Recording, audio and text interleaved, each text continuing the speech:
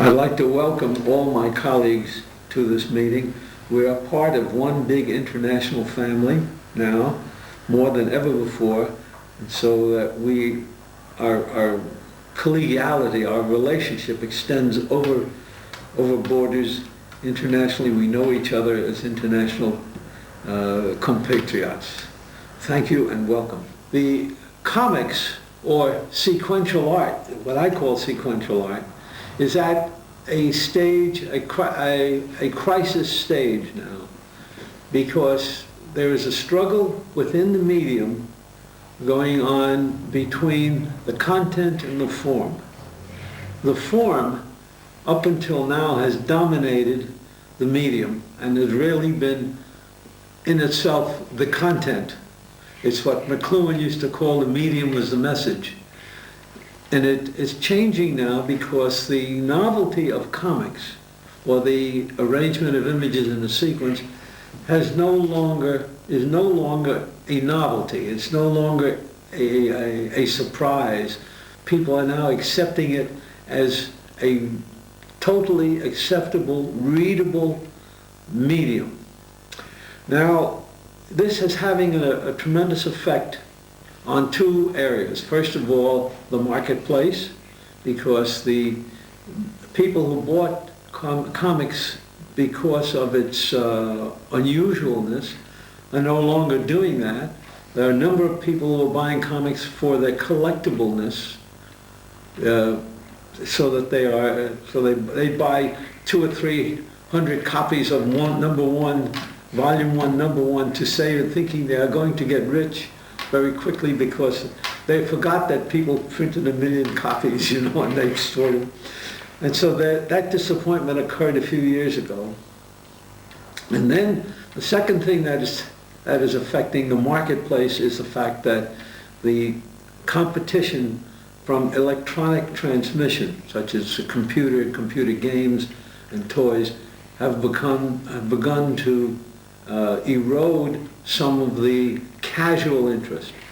This, in my opinion, while it seems like a disaster, a deluge, as they say in French, it's not. I think this is a good thing that's happening because it is forcing those people who wish to remain in this medium, who is devoting their lives to this medium, to re-examine their position and fall back on the core of what I call the survival of this medium, which is the content. And what do I mean by content?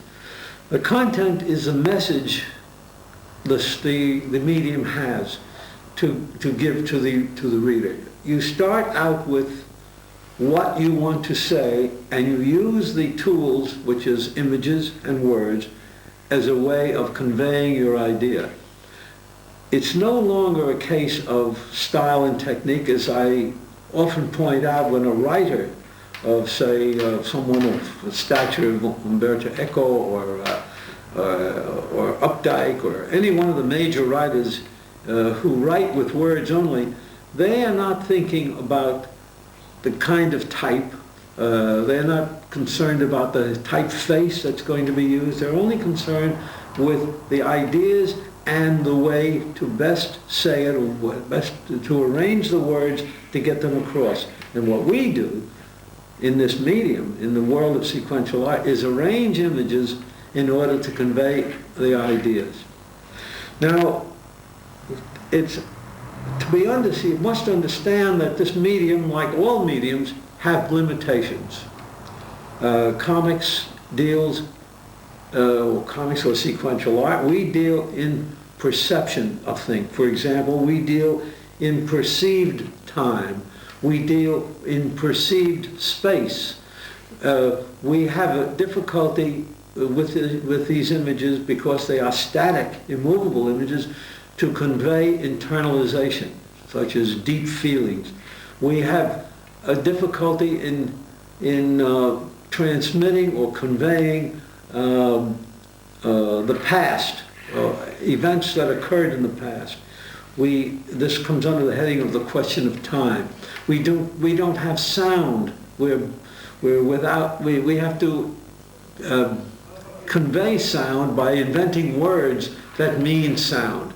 such as the balloons, which Italians call very properly fumetti, or we call them balloons or bubbles or whatever the case may be. But these are the elements that we must struggle with to convey these basic ideas, but it still brings us back to the element of content. Now, content ensures durability of a comic. Most comics that we know, or cartoons or comic books that we know of today, have very little shelf life. By that I mean a comic story that was done in 1950 probably has no validity in today's world. We don't reread them as we would do great classics. And the reason for that, I believe, is because what they said did not have the endurance that is necessary to give what I call shelf life to a comic. And this presents another challenge for those of us who are in this field. I like to think of myself as an example of what we're talking about. When people ask me, what do I do? What is my profession? I always say I'm a writer. I write with pictures. And this is what I think the budding, the cartoonist or the comic book artist or the comic book writer, and by the way, somebody has to invent a word that will be better describe the practitioner of sequential art. He's more than an artist, and he's more than a writer. We have to invent a word. Maybe we'll call him art-right or something like that. But there should be a better word than just artist, because we are not only artists, we are also writers, and we are not only writers, we are also artists. So something has to be done about that. As far as the future of comics is concerned, or sequential art is concerned, I believe it has a tremendous future. We occupy the space now between text and film. We are in a visual era. Communication in this era is done more and more by images, because images convey information more rapidly than words. Words have to be translated in the mind and converted into an image, whereas pictures or images do the same thing. If anybody doubts what I say, to prove my point, all you have to do is look at the dashboard of your car. All the instructions are now with little images. We are talking in imagery.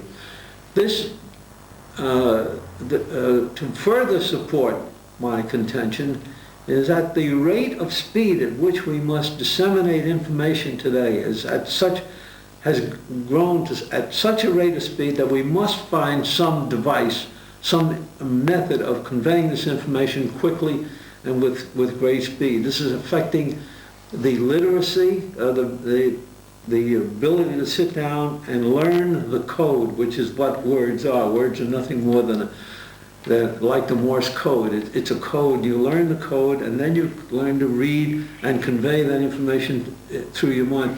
We are the young readers, the young students who are coming into the stream today are not reading. We wring our hands over literacy. My argument is that comics or sequential art is the new literacy.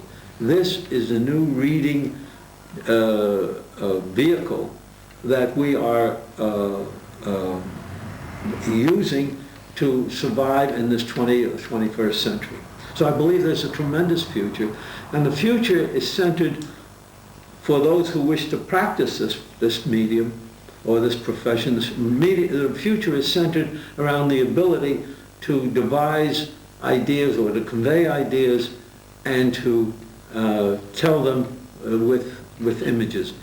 The field is splitting too, and so that you find it's a very difficult thing for an artist or a young writer to conceive of this, because writers are independent of the artists. The houses that are producing comics today are engaging their producers in something like 3 or 4 stages. There's a writer, there's a penciler, there's an inker, there's a letterer, there's a colorist, and so forth. So what's happening is the creative force, which was centered in one single person, which is where I believe it should be, is now being disseminated in the various houses. And I think this is one of the things that I think is going to change too. I think it's going to head itself back to those people who can both draw and write at the same time. Well, let me start with the importance of teaching comics, because it has an effect on the new medium of transmission. Remember, we are faced with the arrival of electronic distribution, such as the internet and so forth, and there's a lot of experimentation now going on built around the transmission of comics by electronic means. And people are wondering about whether print will survive the world of electronics or the email.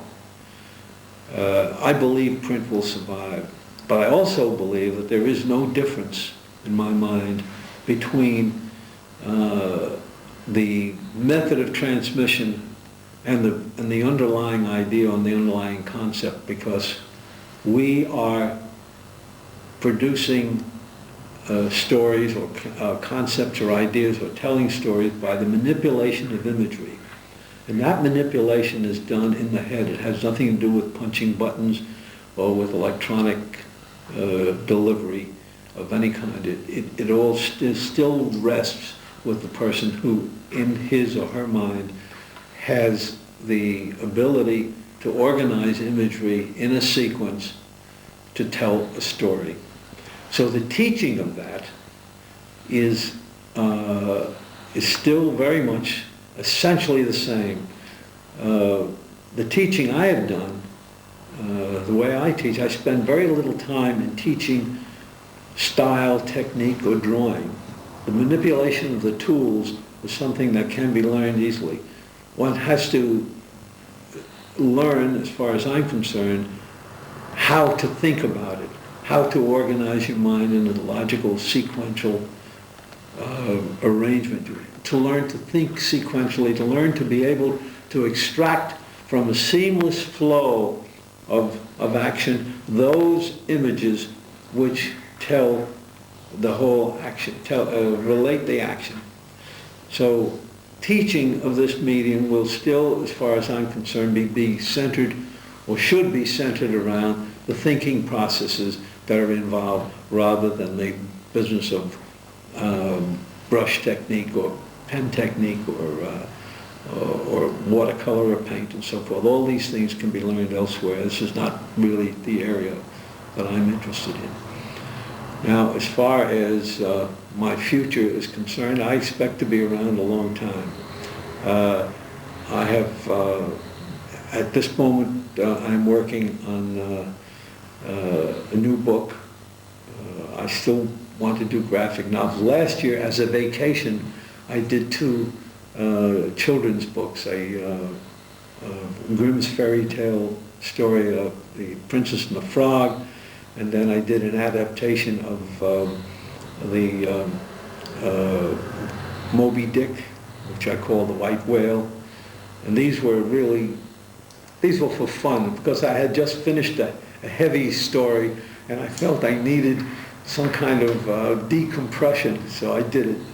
There's a book that will be coming out here in Italy, I guess this year, hopefully this fall.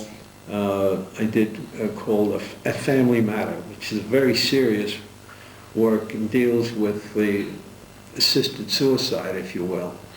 It deals with the relationship between the family and their old grandfather.